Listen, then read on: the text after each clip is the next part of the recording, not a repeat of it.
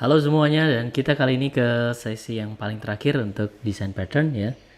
Ya, banyak orang bilang desain pattern itu apa sih? Kan kita bisa aja langsung buat kode ya. Gak perlu pakai pattern-pattern gini. Bener, bener. Sama juga pada saat kita pakai OAD, nggak perlu pattern-pattern juga bisa ya.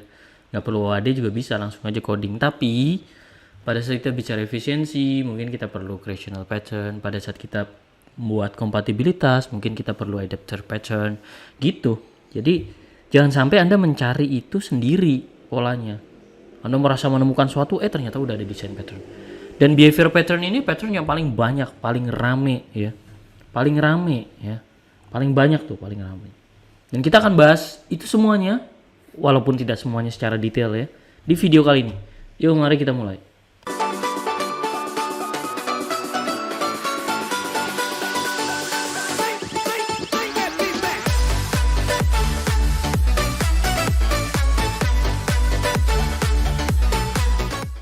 Responsibilitas rantai. Nah, ini ya. Jadi ini kayak stafet nih. Ini kayak stafet. Gampang kok mikirnya. Ini stafet tuh. Ya, dari request, handler, handler, handler, handler. Jadi masing-masing kirim pesan. Ya, masing-masing kirim pesan. Nah, masing-masing kirim pesan. Ada yang kita sebut dengan handler. Nah, handler ini akan kirim pesan dari satu pesan ke pesan yang lain. Button, grayscale, panel, dialog, dan print. Nah, itu yang kita sebut dengan chain responsibility ya. Yang kemudian kita bicara comment, ini penting nih ya, ini comment. Pada saat kita tekan suatu perintah misalnya save atau apa ya, maka dia akan masuk ke sebuah comment. Wah, mirip seperti controller ya. Iya, betul ya. Kalau nanti teman-teman belajar web ya, nanti ada video khusus untuk pengembangan web berbasis objek ya. Maka kita akan menggunakan comment pattern ini ya untuk melakukan button click gitu ya. Aktivitasnya sebenarnya sama ya, sama-sama melakukan update ya. Button klik melakukan update, Anda klik menu melakukan update, Anda menekan shortcut juga melakukan update, sama ya. Itu yang kita sebut dengan comment ya. Kemudian iterators. Iterator ini muter ya. Rekan-rekan tahu ya iterators ya. Iterators itu muter.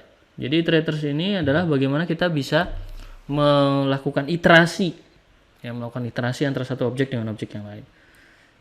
Iya, ini sudah diaplikasikan, bener. Jadi Anda nggak perlu implement behavior pattern iterator ini sendirian, karena di C# saja sudah ada iterator, misalnya yang kita sebut dengan for each, ya, seperti itu. Nah, itu ya. Kemudian kita punya yang namanya mediator, mediasi, ya, mediasi itu tengah-tengah, ya, tengah-tengah. Jadi objek tengah-tengah yang akan melakukan, yang akan mengatur komunikasi antara satu objek dengan objek yang lain. Misalnya contohnya di sini dialog. Ya. Dialog ini mengatur prosesnya. Nah, ini ya, mediator nih.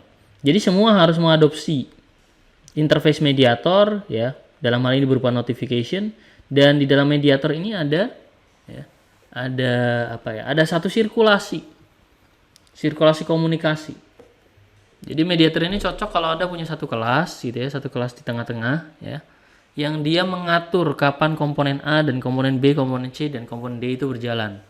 Nah, itu yang kita sebut dengan mediator.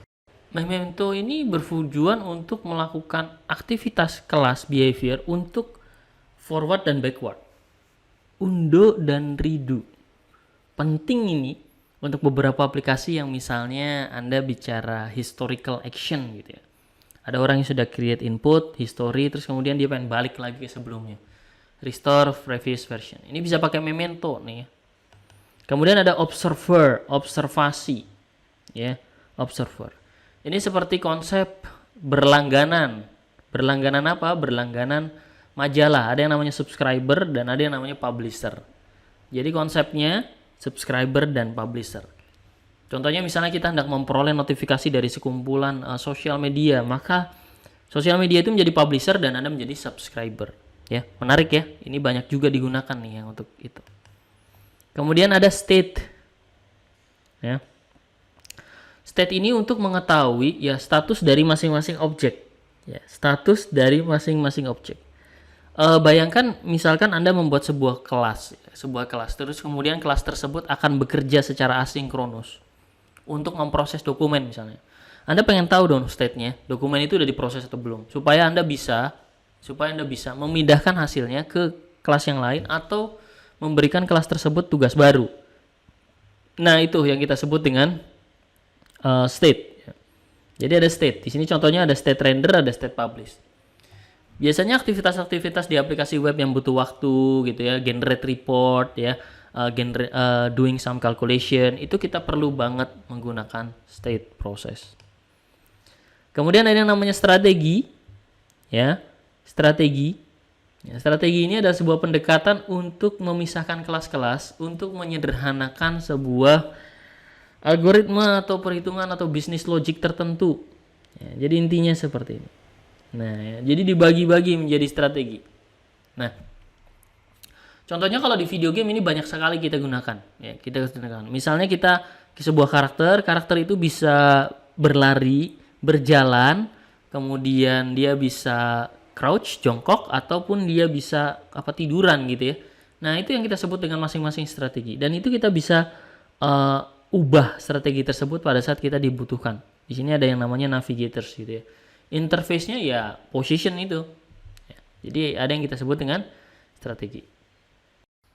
Ya, template metode yang memberikan signature atau parameter atau apapun itu yang sama antara satu metode dengan metode yang lain. Ini dipakai banget. Misalnya pada saat teman-teman hendak melakukan aktivitas seperti share and export gitu ya, pengen diekspor menjadi dokumen, dari ekspor jadi CSV, dari ekspor jadi PDF, itu kita bisa melakukan itu. Atau di contoh ini adalah untuk memining data, ya bisa sama. Jadi intinya adalah ada template data ini yang sama nih di sini nih, ya. Nah ini ya, oke. Jadi ada yang sama di situ. Nanti bisa di override tentu saja di subclassnya. Nah, template method intinya adalah ada konsistensi template method yang sama, terutama untuk, nah ini ya, lihat strukturnya tuh, ada abstract class step 1, 2, 3, 4. Nanti di concrete class kita bisa ubah step mana yang hendak kita override. Di concrete class 2 kita bisa ubah step mana yang di override. Contohnya misalnya ya, pada saat kita hendak mengekspor ke PDF, maka ada step 1 yang mungkin sama, yaitu buka file. Terus habis itu dibaca dalam bentuk HTML. Kalau save as-nya HTML sudah stop. Tapi begitu save as-nya PDF, ada step yang diubah untuk mengkonversi PDF. Ya, gitu. Dan yang terakhir adalah visitor.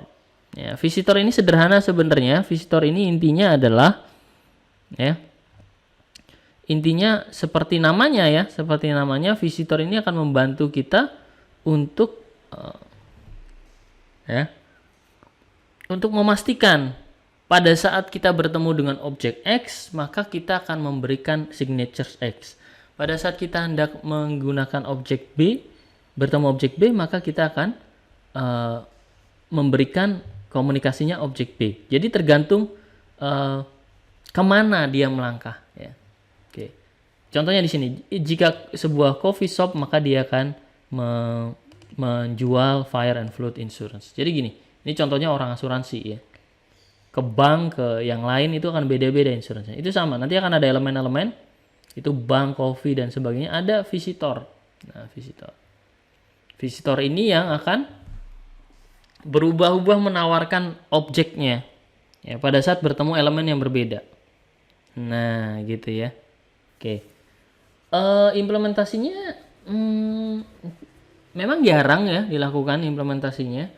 Tapi ada beberapa kasus kita membutuhkan konsep visitor. Misalnya pada saat pengembangan mobile phone, misalnya pengembangan mobile apps maksud saya. Ya. Kita bisa menggunakan visitor pada saat kita mengembangkan sebuah aplikasi ya.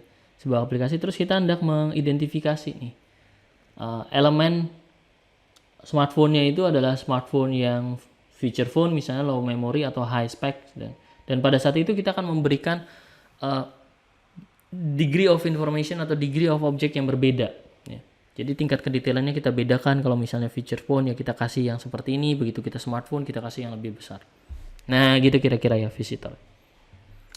Demikian sesi terakhir dari pattern-pattern yang ada ya, dan semoga rekan-rekan terinspirasi untuk menggunakan pattern. Gak harus dari awal, tapi nanti bisa sambil belajar. Demikian sesi video kali ini, sampai jumpa di video selanjutnya. Terima kasih.